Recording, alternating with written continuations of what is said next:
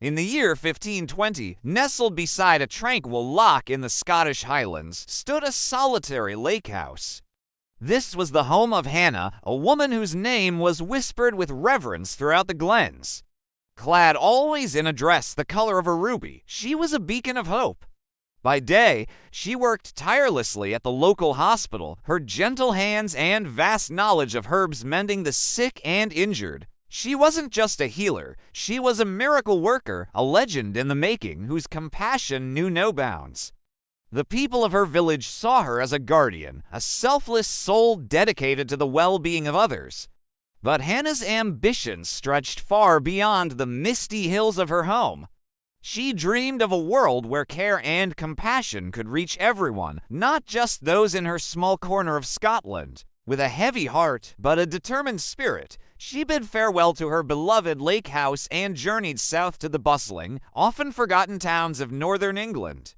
There, amidst the poverty and sickness, she established clinics, trained other healers, and worked from dawn until dusk, her red dress a familiar symbol of comfort to the desperate and the destitute. Her legend grew, her name carried on the wines from the Scottish Highlands to the heart of England. One fateful afternoon, a royal procession was thrown into chaos.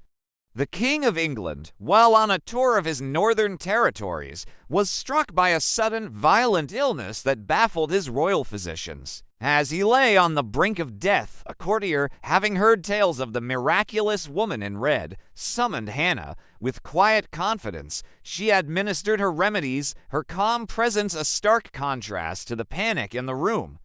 For days, she did not leave his side. Slowly, miraculously, the king's fever broke and his strength returned. He owed his life to the humble healer from Scotland. Overjoyed and eternally grateful, the king offered Hannah riches, titles, and a place at his court. She politely refused, asking only for his support in expanding her network of care for the poor. The king, moved by her unwavering altruism, granted her request. While overseeing the construction of a new hospital in a bustling city, Hannah's path crossed with Liam, a beggar on the streets. Where others saw only rags and dirt, she saw a soul weathered by hardship, but a spirit that was not broken. His eyes held a depth of kindness she had only ever seen in reflections of her own. She began to speak with him daily, bringing him food and medicine.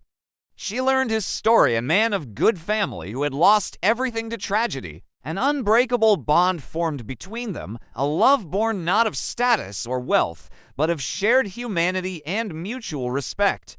When Hannah told the king of her intention to marry Liam, the court was scandalized. But the king, remembering the woman who had saved his life and asked for nothing, silenced the dissenters.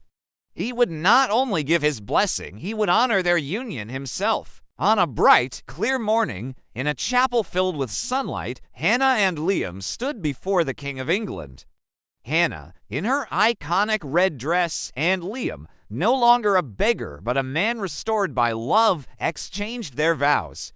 The king, acting as the officiant, joined their hands and declared them husband and wife. In a world that values power and gold, he proclaimed, his voice echoing through the chapel, "You have shown us the true power of a compassionate heart. May your love be as enduring as your legacy." And so, the healer who became a legend and the beggar who became her husband began their new life, their love story a testament to the idea that the greatest treasures are found in the most unexpected of places.